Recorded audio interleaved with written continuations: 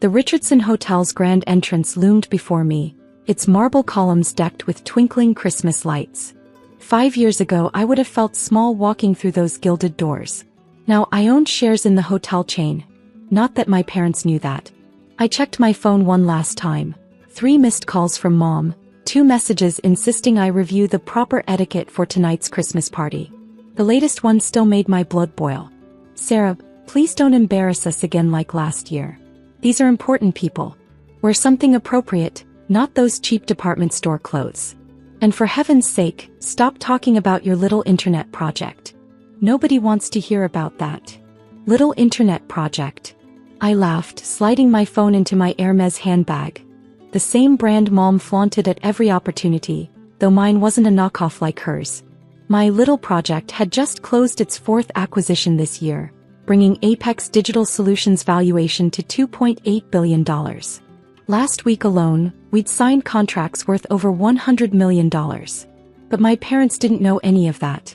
They still thought I was struggling with a small web design business from my tiny penthouse apartment. I'd kept my success hidden, operating through holding companies and subsidiaries, my name carefully obscured in all public documents. Not out of shame, but because I wanted to succeed without their interference.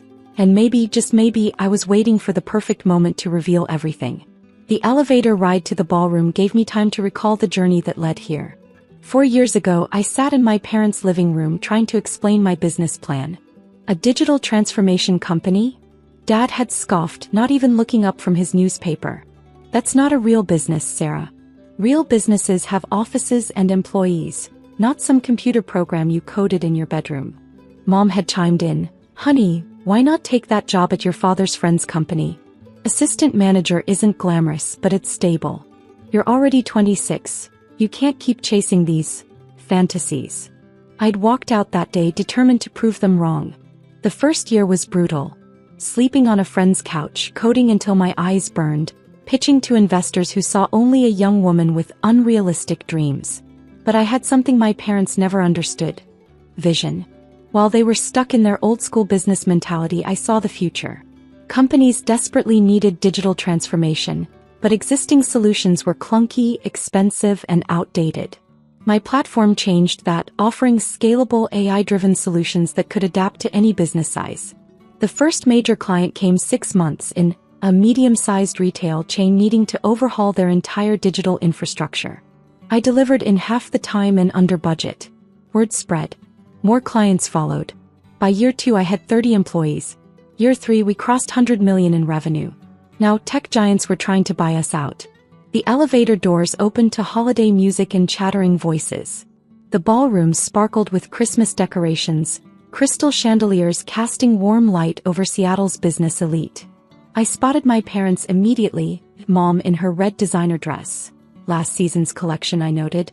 Dad commanding attention from a small group of men, probably repeating his tired stories about old-school business wisdom. "Sarah." Mom's voice carried across the room, her smile not quite reaching her eyes. She hurried over, pearls bouncing against her neck. "You're late. And, oh, is that what you're wearing?" I smoothed my hand over my custom-tailored Chanel suit. "Hello, Mom. Yes, this is what I'm wearing. It's so severe. How did you even afford?" She shook her head, lowering her voice. "Never mind. Listen, Mr. Maxwell from Maxwell Industries is coming tonight. Your father's been working on this deal for months. Please don't mention your computer things. If anyone asks, you're in business development." Dad joined us, already looking disappointed. "Sarah, you could have at least worn some jewelry. First impressions matter in real business."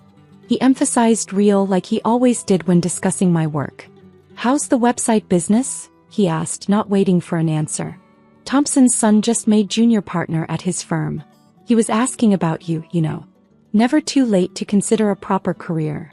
I bit back a smile, remembering how Thompson's son had pitched his struggling law firm to Apex last month, unaware he was presenting to my company. We'd passed. Their digital infrastructure was too outdated for what we needed. "I'm doing fine, Dad," I said, accepting a glass of water from a passing waiter. "How's the Maxwell deal going?" His chest puffed up. "Almost closed. Biggest client of the year for the firm. They need a complete overhaul of their operations, modernization, digital infrastructure. He trailed off, frowning. Not that you'd understand all that. If he only knew that Maxwell Industries had already signed with Apex Digital last week. A $50 million contract that would transform their entire company. I'd led the negotiations myself. The ballroom was filling up now. I recognized most faces, CEOs, investors, board members. Half of them had either worked with my company or tried to acquire it. None knew my connection to my parents, and I'd kept it that way deliberately. Oh God, he's here. Mom grabbed Dad's arm. Richard, Mr. Maxwell just arrived. I turned to watch James Maxwell enter with his entourage. He was younger than most CEOs, forward-thinking, exactly why he'd chosen Apex Digital over traditional consulting firms. My parents rushed to greet him, all practiced smiles and rehearsed pleasantries. I stayed back watching. This was the moment I'd been waiting for, though they didn't know it yet. Mr. Maxwell. Mom's voice dripped honey. We're so honored you could join us. James smiled politely, shaking their hands. Then his eyes scanned the room and landed on me. His face lit up with recognition. Sarah, he called out, walking past my startled parents. Great to see you again, Chief Executive. That proposal you presented last week was brilliant. The board couldn't stop talking about it. The sound of shattering glass punctuated the sudden silence. Dad's champagne flute lay in pieces at his feet, the expensive liquor seeping into his Italian leather shoes.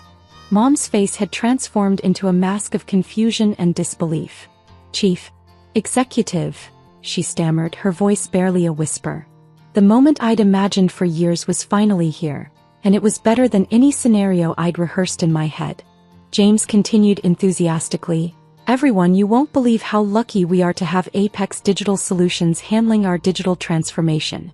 Sarah here is absolutely revolutionary in her approach. The way she's built this company from the ground up into a billion-dollar enterprise. It's unprecedented in the industry. The silence that followed was deafening. Nearby conversations stopped. All eyes turned to us. Mom's perfect makeup couldn't hide her shock. Dad's face had gone from red to white to red again. I took a slow sip of my water, savoring every second of their realization. The truth was finally out, but this was just the beginning. The real storm was about to hit. The next few moments unfolded like a carefully orchestrated symphony of chaos. Dad's mouth opened and closed like a fish out of water, while Mom's perfectly manicured hand clutched her chest, her other frantically reaching for the nearest chair for support. There must be some mistake, Dad finally managed, his voice trembling. Our Sarah, she runs a small website business from her apartment. She's not. He looked at me, really looked at me for the first time in years, and I watched the realization slowly dawn in his eyes.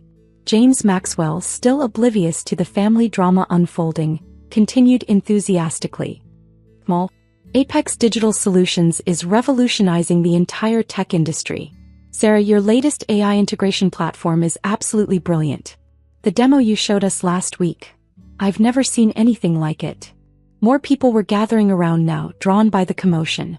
I recognized Janet Chin, CEO of Pacific Northwest Banking, who tried to acquire my company last year for $1.5 billion. She stepped forward, smiling warmly.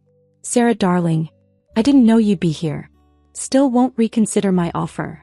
She laughed, then turned to my shell-shocked parents. You must be so proud. Your daughter's company is the talk of Silicon Valley. The way she turned down that $2 billion offer from tech giants last month. Absolutely legendary. Mom's knees finally gave out and she sank into the chair behind her. $2 billion, she whispered. I could see the memories flooding back in their eyes. Every dismissive comment, every belittling remark, every concerned lecture about getting a real job. Dad's face had turned an interesting shade of purple as he remembered his words from last Thanksgiving. No one will ever take you seriously in the business world, Sarah. You're just embarrassing yourself. The crowd around us grew larger.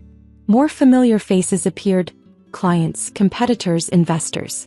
Each one had a story about working with me, each revelation another blow to my parents' crumbling worldview. Sarah's company handled our entire digital transformation last year, announced Michael Robertson, CEO of Western Medical Group. Increased our efficiency by 300%. Best investment we've ever made. Remember that charity gala last month? Elizabeth Warner, the tech journalist, chimed in. Sarah's anonymous donation of $10 million to the Children's Technology Education Fund? Finally, we can reveal who our mysterious benefactor was. Dad's tie suddenly seemed too tight as he tugged at it desperately. I could almost see the calculations running through his head. All those times he'd lectured me about financial responsibility while I was quietly building an empire. But your apartment, Mom stammered, grasping at straws. That tiny place. Oh, you mean my office? I smiled. The penthouse apartment is just where I take meetings sometimes. I actually own the building. And the one next to it. And most of this block, actually. The hotel manager chose that moment to hurry over, bowing slightly. Ms. Anderson, is everything all right? Should we open the private dining room for your party? The one you purchased last year. Mom's expensive mascara was starting to run as tears formed in her eyes. Last year, when you said you couldn't afford to contribute to the family vacation, I was a bit busy, I replied calmly, acquiring our biggest competitor and expanding into the European market. The memories seemed to hit them in waves. Dad's face contorted as he remembered every time he'd bragged about his friends' children and their successful corporate jobs. Mom's hands shook as she recalled all the times she tried to set me up with successful men who could take care of me. James Maxwell raised his glass. A toast. To Sarah Anderson, the youngest CEO to make the Fortune 500 list this year. The woman who's redefining digital transformation and showing us old guards how it's done. The room erupted in applause. Glasses clinked. Camera phones appeared. Tomorrow this would be all over the business news. The revelation of the mysterious CEO behind Apex Digital Solutions. But I wasn't done yet. I turned to my parents, my voice carrying clearly through the suddenly quiet room. Mom, Dad, remember last month when your firm was struggling with that pension fund issue? The anonymous investor who stepped in to save the company. I paused, letting it sink in. You're welcome. Dad's knees buckled. A waiter rushed forward with a chair just in time to catch him. All this time, he muttered, all those lectures about business, and you? We're building something bigger than you could imagine? I finished for him. Yes. And that's not even the best part. I nodded to James Maxwell, who grinned and pulled out a folder from his briefcase. Shall we tell them about the merger? The color drained from my parents' faces as they realized what was coming. The room leaned in, eager to hear the news that would reshape the industry. You see, I continued, my voice steady and clear, Maxwell Industries isn't just becoming our client. As of next week, they're becoming part of Apex Digital Solutions. And with them, I paused, looking directly at my father, comes their controlling interest in Anderson and Partners, your firm. The gasps were audible. Dad's law firm, his pride and joy, the business he'd built over 30 years, was about to become a subsidiary of my company. Which means, I smiled, watching the final piece of their world collapse. Starting Monday, I'm not just your daughter anymore. I'm your boss. The silence that followed was absolute. In the distance, a Christmas carol played ironically about joy and peace. I took another sip of my water, wondering if they were finally ready to have a real conversation about business. The next hour passed in a blur of congratulations, business cards, and not-so-subtle acquisition offers. My parents remained frozen in their chairs, looking like elaborate Christmas decorations that had short-circuited. The party continued around them, but they were trapped in their own private nightmare. Or perhaps finally waking up from one. As the crowd thinned, I made my way to their table. The distance felt symbolic, 5 steps that represented 5 years of struggle, determination, and silent triumph. Should we talk? I asked quietly, pulling up a chair. Mom's mascara had created abstract art on her cheeks. Dad's tie hung loose around his neck, his carefully cultivated image of success now as rumpled as his collar. Why didn't you tell us? Mom whispered, her voice barely audible. I laughed, but there was no humor in it. Tell you? Like when I tried to tell you about my first major contract, and you interrupted to talk about Mrs. Henderson's son who just made junior partner. Or when I attempted to explain my AI platform, and Dad said I was playing with computers while real business people were working. We were trying to protect you, Dad protested weakly. The business world is harsh. Protect me. I leaned forward. Let me tell you about protection, Dad. Remember Marcus Williams, your golf buddy? He tried to hostile take over my company last year. Called me little girl in the boardroom. Want to know what happened to his company? Dad's face paled further. William's company had mysteriously lost all its major contracts and was now facing bankruptcy. Or how about the Stevens Group? When they tried to steal our encryption technology. I continued. They don't exist anymore. I bought them for pennies on the dollar and redistributed their assets. That was you. Dad's voice cracked. But that was $1 billion deal. Actually, that was just a minor acquisition. Last quarter's small print. I sipped my water. While you were telling everyone I was finding myself, with my little computer hobby, I was building an empire. Every time you bragged about someone else's child's success, I was closing deals bigger than their entire careers. Mom's hands trembled as she reached for her purse. The charity gala. The children's hospital wing we couldn't afford to donate to. The Sarah Anderson Technology Center? I smiled. Yes, that was me. Anonymous donations are interesting things, aren't they? But why keep it secret? Dad demanded, a flash of his old authority returning. Why let us think? Think what, Dad? That I was a failure? That I needed your guidance? Your connections? I set my glass down carefully. I wanted to succeed on my own terms. No family name, no connections, no advantages. Just pure merit. And look what happened. I didn't just succeed, I revolutionized an entire industry. The weight of reality seemed to crush them further into their seats. Every dismissive comment, every condescending piece of advice, every missed opportunity to simply listen to their daughter. It all came crashing down. The merger announcement goes public Monday. I continued, my voice professional now.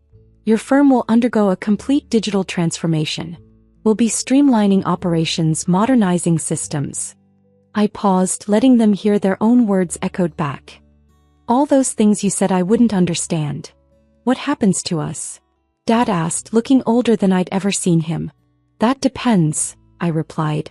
I'm offering you both a choice. Option 1. Early retirement, generous packages, all benefits maintained. You can play golf, travel, do whatever you've always wanted. Option 2. Stay on but understand that things will change. Dramatically. You'll report to people half your age who understand the future we're building. You'll need to learn, adapt, evolve. I never planned to reveal my success at a startup pitch meeting, but my cousin's arrogance left me no choice. The annual Thompson family reunion was always an exercise in enduring condescension, but this year's gathering took things to a new level. Still playing with your little website, Alex? My cousin Michael's voice dripped with mock concern as he adjusted his Rolex. A fake, though he'd never admit it. Must be nice having such a flexible schedule. We were gathered in my parents' sprawling backyard, the late summer air heavy with the scent of barbecue and unspoken judgments. Around us, the successful members of the family traded stories about their corporate achievements and country club memberships. Something like that, I replied, taking a sip of my drink to hide my smile. If they only knew that my little website had evolved into Nova Digital, one of the most successful venture capital firms in Silicon Valley. But I'd kept that information carefully hidden, operating through holding companies and maintaining a low public profile.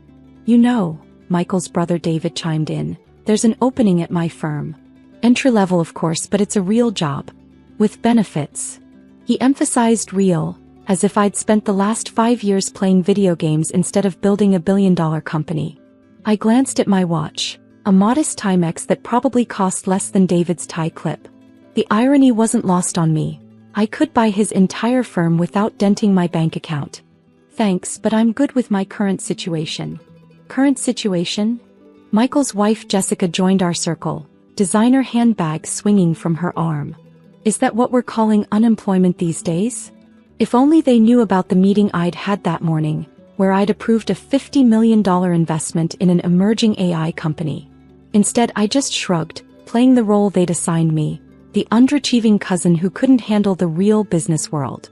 Leave him alone, my Aunt Patricia called from her seat near the grill. Not everyone is cut out for success. At least he's not asking us for money anymore. That drew knowing laughs from the gathered family members. 5 years ago, I'd approached them about investing in my startup. They'd not only refused but had turned it into a running joke. The foolish cousin who thought he could make it in tech. Remember when he wanted us to invest? David snickered. What was it, 50,000? Said it would be the opportunity of a lifetime. Best decision we ever made, saying no to that nonsense. Michael agreed. I put that money into my boat instead. Something real, you know. I remembered that day clearly. They'd laughed me out of the room, telling me to grow up and get a real job. Instead, I'd taken my savings, lived on ramen noodles for a year, and built Nova Digital from the ground up. Now we were the ones other startups begged to invest in them. Speaking of investments, David leaned in, his voice dropping conspiratorially. Michael and I have been working on something big. Tech startup. Revolutionary stuff. I raised an eyebrow, suddenly interested. Oh, yeah, we've got this amazing idea for an app. Michael jumped in. We're actually pitching to some venture capital firms next week. Nova Digital is at the top of our list, heard they're the best in the business. I nearly choked on my drink. They had no idea that I was the founder and CEO of Nova Digital, the very firm they were hoping would fund their venture. Nova Digital? I kept my voice casual. Impressive. They're pretty selective though. Please. Michael waved his hand dismissively. Our idea is incredible. They'd be idiots not to invest. Besides, my friend knows a guy who knows someone on their board. It's practically a done deal. Jessica nodded enthusiastically. They'd be lucky to work with real business people like Michael and David. Not amateur hour website builders. He shot me a pointed look. I pulled out my phone, pretending to check messages while actually sending a quick text to my assistant. Check tomorrow's pitch schedule. Looking for anything from Michael or David Thompson. The response came back almost immediately. 10 a.m. slot. Thompson Tech Innovations. Requesting 2M seed funding. What's the matter, Alex? David smirked. Checking if anyone's visited your website? Just handling some business, I replied mildly. Business, Michael scoffed. Is that what we're calling it now? My phone buzzed again. My assistant had sent their pitch deck, a half-baked idea for a social media app that was essentially a poor copy of 3 existing platforms. Their financial projections were pure fantasy, and their technical specifications showed a fundamental misunderstanding of basic app development. You know what your problem is, Alex? Jessica said, warming to her favorite topic, my supposed failures. You never learned to think big. You're still playing around with websites while real entrepreneurs are out there making things happen. I thought about the 3 unicorn companies Nova Digital had helped launch this year alone, about the billions in successful investments under my management, about the fact that I was speaking at the World Economic Forum next month. Maybe you're right, I said, finishing my drink. Thinking big does seem to run in the family. Exactly. Michael clapped me on the shoulder. Which is why David and I are going to be the next big tech success story. This time next year, we'll probably be too busy with our millions to attend the family reunion. Wouldn't that be something? I mused, already looking forward to tomorrow's pitch meeting. The rest of the reunion passed in a blur of subtle digs and not-so-subtle reminders of my family's definition of success. Uncle Robert proudly announced his son's promotion to middle management. Aunt Patricia showed off pictures of her daughter's new subdivision home. My cousins took turns explaining basic business concepts to me, as if I was a child who needed education. I sat through it all, quietly sipping my drink and thinking about tomorrow. About how all their pretense and pride was about to come crashing down in the most spectacular way possible. Don't forget my offer about that entry-level position, David called out as I was leaving. Never too late to join the real world. I smiled and waved, knowing it would be the last time they'd ever speak to me with such condescension. Tomorrow would change everything. That evening, I reviewed their pitch deck again in my home office. A space larger than their combined houses, though they didn't know that. The more I read, the more amazed I was at their audacity. They had no prototype, no technical co-founder, and their market research consisted entirely of asking their friends if they thought the idea was cool. My assistant called to confirm the meeting details. Should I tell the board not to bother attending?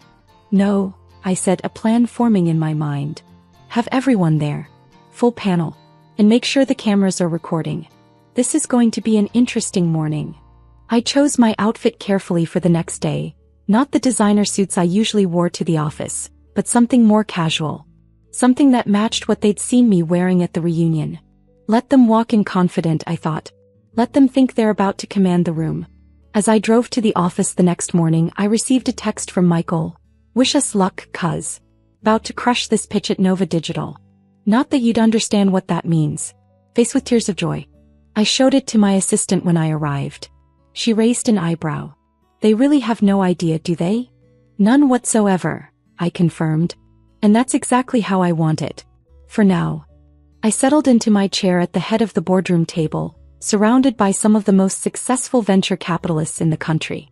People who trusted my judgment, who respected my expertise, who had helped me build Nova Digital into a powerhouse.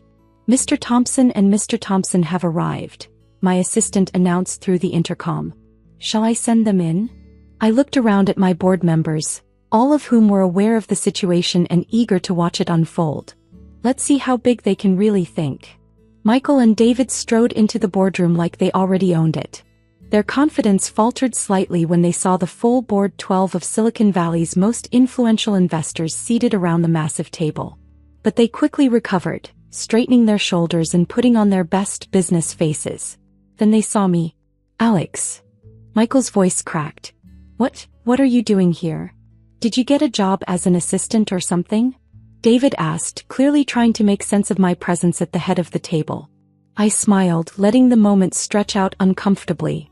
Please, start your presentation. We're all very excited to hear about this revolutionary app. They exchanged confused glances but launched into their pitch. It was painful to watch. Their slides were amateur, their market analysis was fundamentally flawed, and their financial projections were pure fantasy.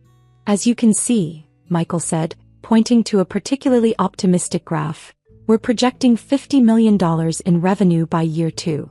Based on what metrics? I asked, my voice neutral. Well, market penetration and user acquisition. David stumbled over the terms he clearly didn't understand. And your technical infrastructure? I pressed. How are you planning to handle that scale? We'll hire the best developers, Michael said confidently. Money is no object once we get your investment. One of my board members, Sarah Chin, couldn't suppress a small laugh. I shot her a look, but I was fighting back a smile myself. Speaking of investment, David said, regaining some of his earlier swagger, we're looking for $2 million in seed funding.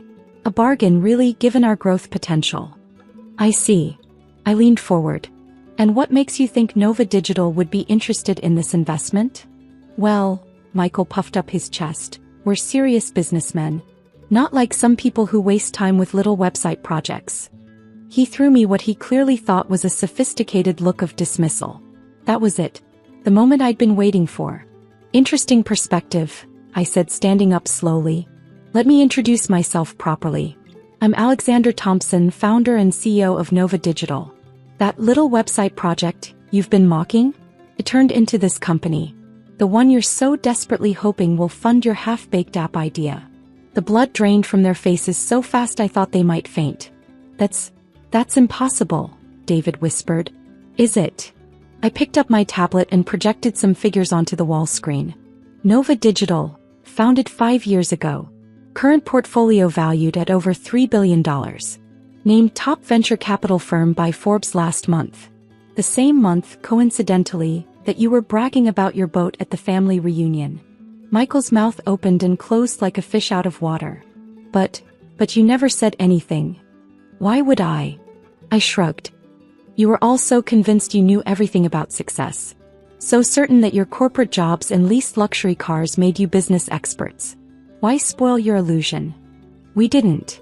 David started, but I cut him off. Didn't know? Prairie. Just like you don't know that your app idea is derivative, your market analysis is nonsensical, and your technical understanding is non-existent.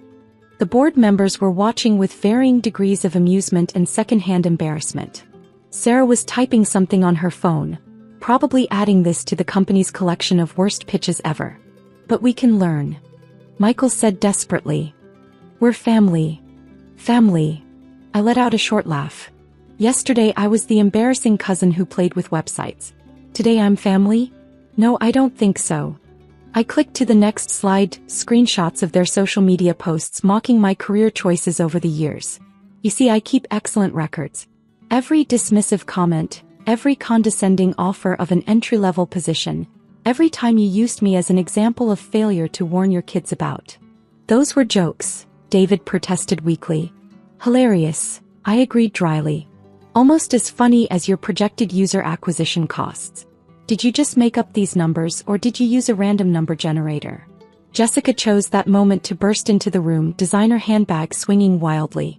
The receptionist just told me. Alex, you have to. Mrs. Thompson, I nodded politely. Perfect timing. I was just explaining to your husband and brother-in-law why their pitch is being rejected. Rejected? She looked like she might hyperventilate. But your family. Am I? I projected one final screenshot, her Instagram post from last week. So sad to see some people never grow up. Still playing with computers while real adults build careers. Interesting definition of family you have there. That's different, she stammered. We didn't know. And that's exactly the problem, I said, my voice hard. You never bothered to know. You were too busy looking down on me to notice what I was building. Too wrapped up in your pretense of success to recognize actual achievement. I turned to my board members. I apologize for wasting your time with this pitch, though I hope it serves as an excellent example of what not to do in this room. Oh, it definitely will, Sarah assured me, still typing on her phone. This is going straight into our training materials. Michael made one last desperate attempt. Alex, please. We can work something out. Maybe you could mentor us. I sat back down, straightening my papers. I don't think so. You see, Nova Digital only invests in serious entrepreneurs.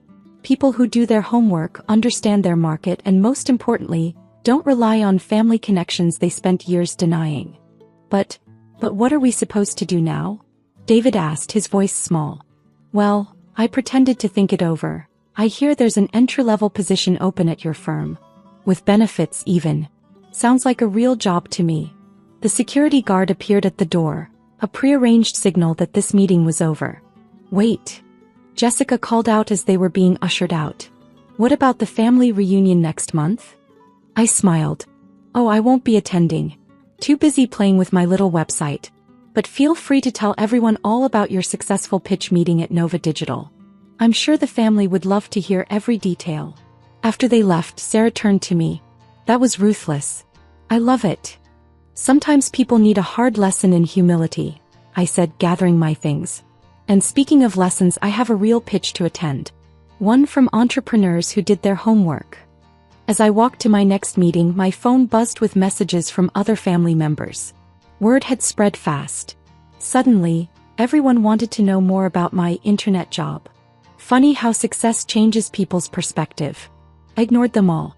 Instead, I sent a company-wide email announcing a new initiative, the Nova Digital Mentorship Program, specifically designed to help entrepreneurs from underprivileged backgrounds who had been dismissed or discouraged by their families.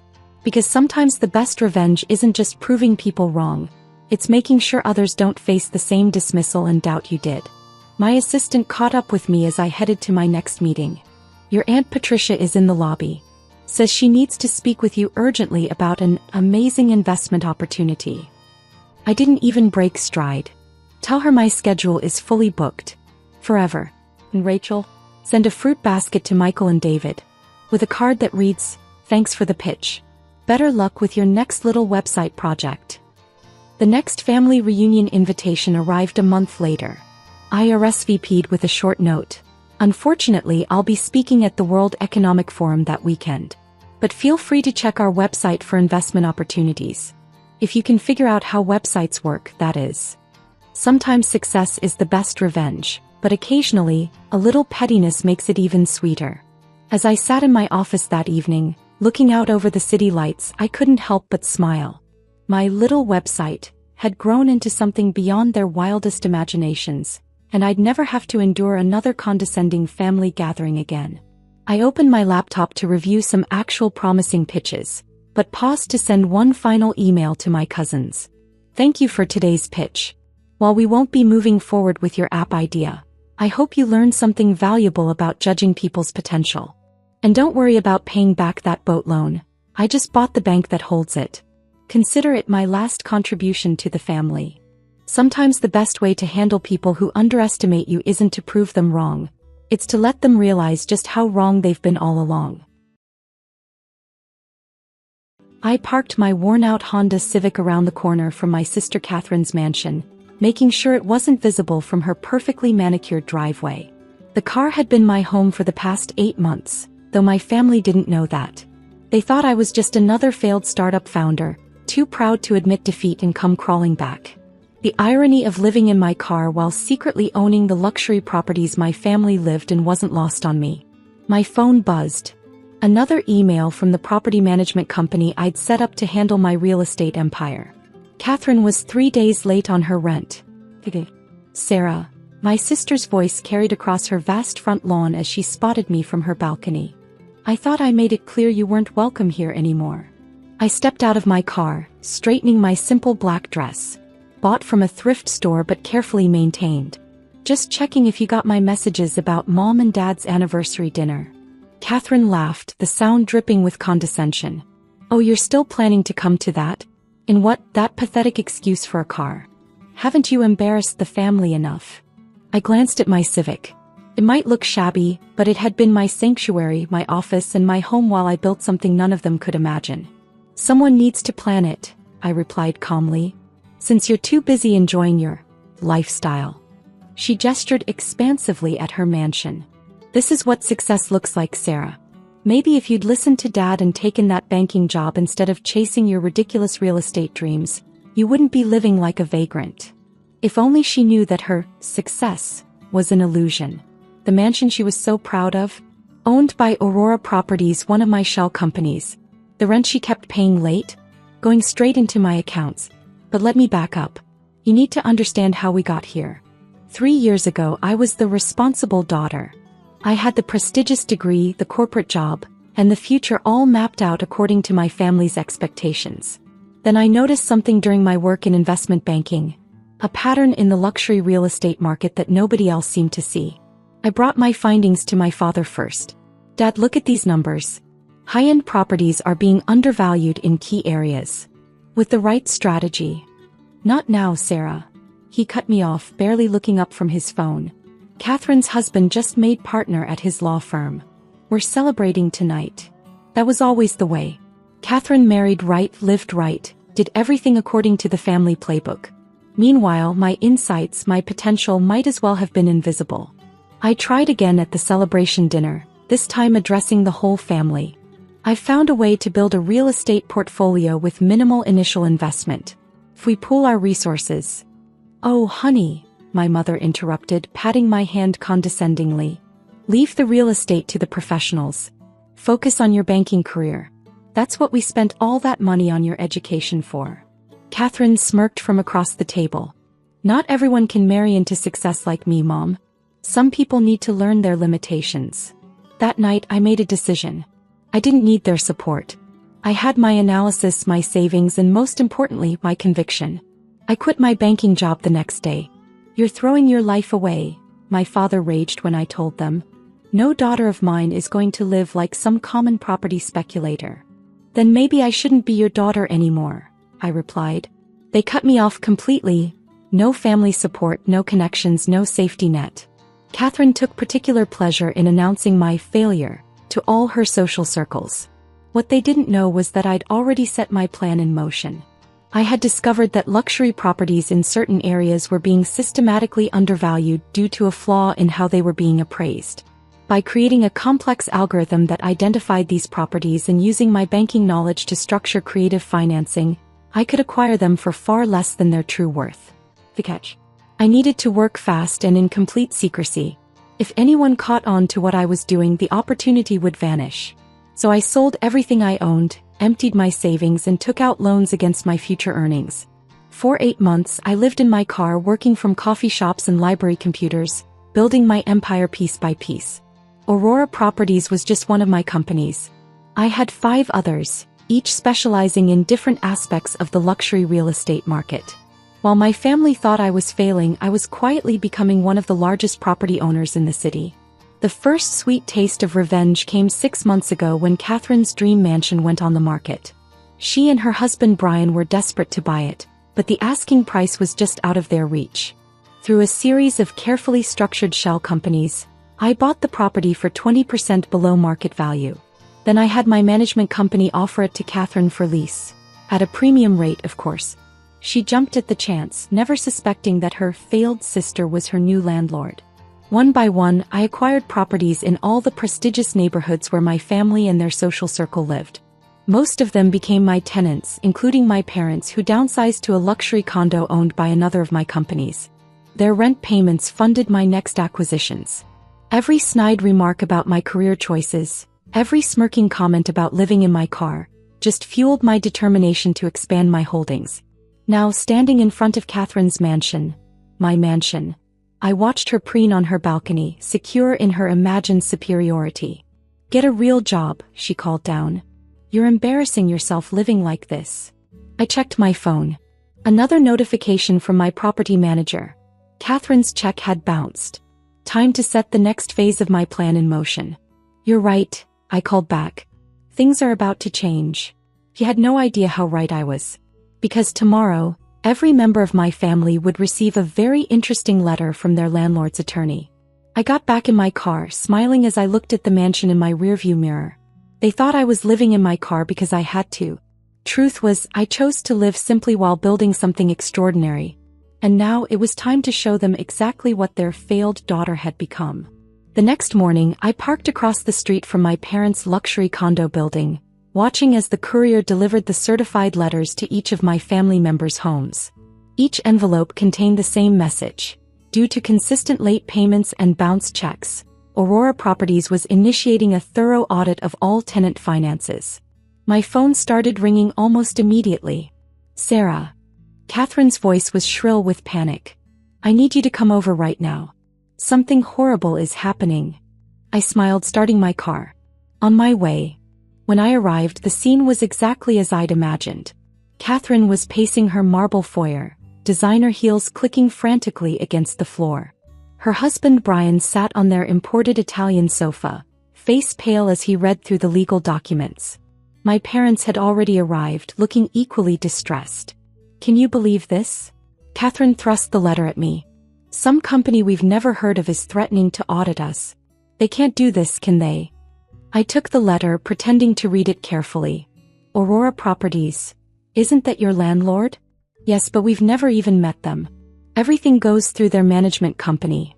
She ran her fingers through her perfectly styled hair. "Brian says they have the right to do this because of a clause in our lease." 3 bounced checks in 6 months, Brian muttered. "We thought we had more time." My mother wrung her hands. "We got the same letter at our condo. Your father's investments haven't been performing well, and with the lifestyle we need to maintain." I sat down, crossing my legs calmly. "So you're all having trouble paying rent?" "Don't say it like that," Catherine snapped. "We're not some common tenants. Do you know who we are in this city? Our social standing." "Your social standing won't pay the rent," I observed. My father stood up, straightening his expensive suit. "I'll handle this. I'll call in some favors, find out who owns Aurora Properties. We can reach an understanding, businessman to businessman." "Good luck with that," I said softly. Catherine's eyes narrowed. "What's that supposed to mean?" "It means," I stood up, walking to the floor-to-ceiling windows that overlooked the manicured grounds, "that Aurora Properties is just one of 6 companies owned by Summit Holdings Group." Brian's head snapped up. "How do you know that?" I turned to face my family, feeling the weight of 3 years of dismissal, mockery, and condescension lifting from my shoulders. "Because I own Summit Holdings Group." The silence that followed was deafening. Catherine laughed nervously. "That's impossible. You live in your car." "No," I corrected her. "I choose to work from my car. There's a difference. Would you like to see proof?" I pulled out my phone, opening my private banking app. The one that showed all my holdings, all my properties, all my companies. I placed it on the coffee table. My father grabbed it first, his face going ashen as he scrolled through the numbers. Millions in assets. Hundreds of properties. His hands started shaking. "This is some kind of trick," Catherine insisted, but her voice wavered. "The only trick," I said calmly, "was letting you all think I was a failure while I built an empire right under your noses. Every rent check you wrote, every late payment, every bounced check. All of it came to me." Brian stood up, lawyer mode engaging. "You deliberately deceived us." "No," I cut him off.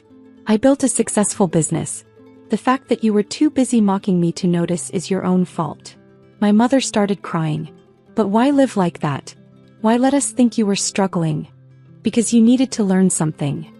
I walked over to Catherine. "All those times you looked down at me from this balcony telling me to get a real job? I owned the balcony.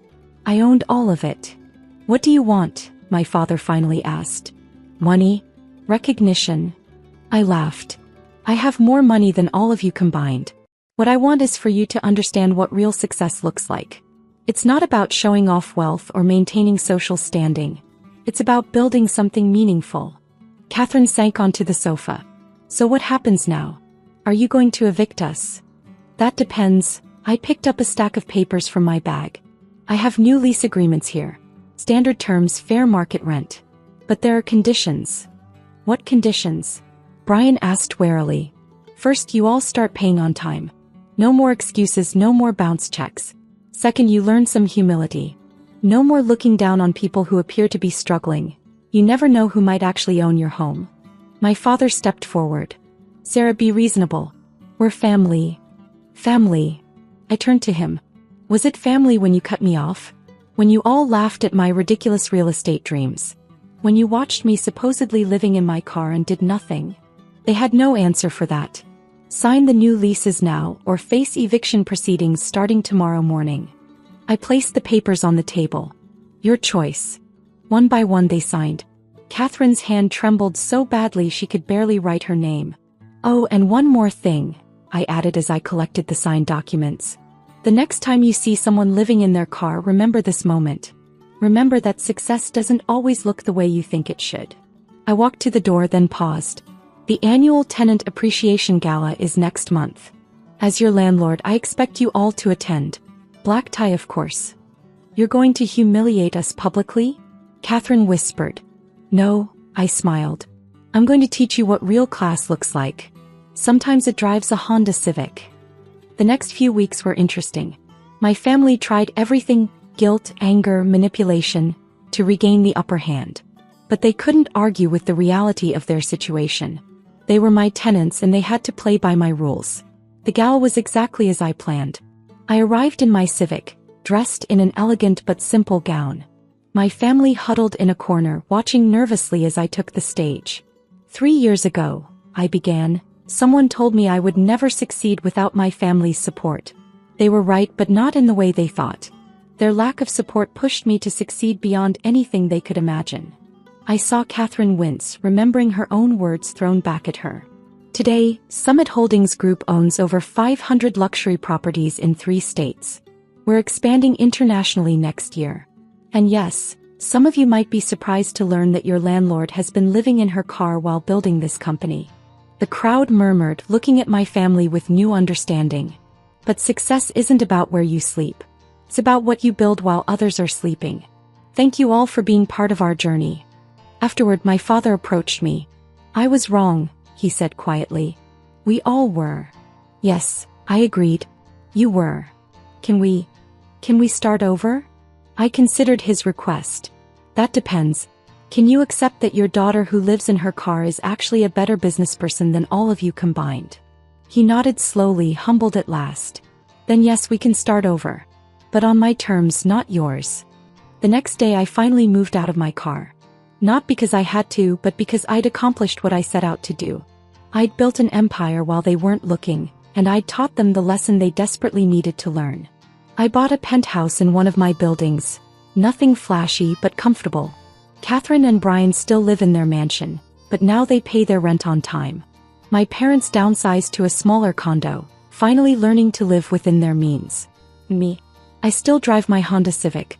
Not because I have to, but because it reminds me of where I came from and what I built. Sometimes I park it in front of Catherine's mansion just to watch her squirm. Success, I've learned, isn't about showing off what you have. It's about knowing what you're worth, even when others don't see it. And sometimes the best revenge isn't living well. It's living simply while secretly owning everyone else's luxury. Last week, Catherine called me. "I saw someone living in their car outside my office," she said. I bought them lunch and gave them my card. They're actually working on an interesting business plan." I smiled. Maybe some lessons do sink in after all. Good, I told her. Just remember, they might be your landlord someday.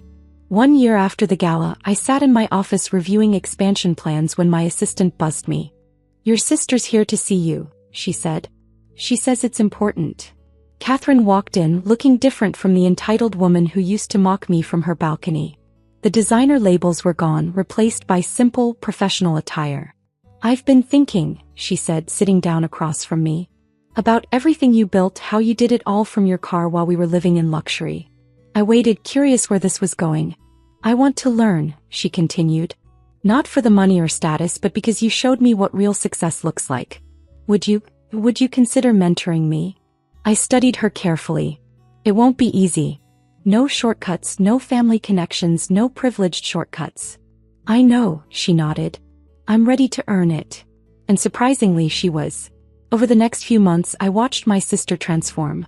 She started at the bottom, learning property management from the ground up. She worked long hours, dealt with difficult tenants, and never once complained about the modest salary I paid her. My parents took longer to change.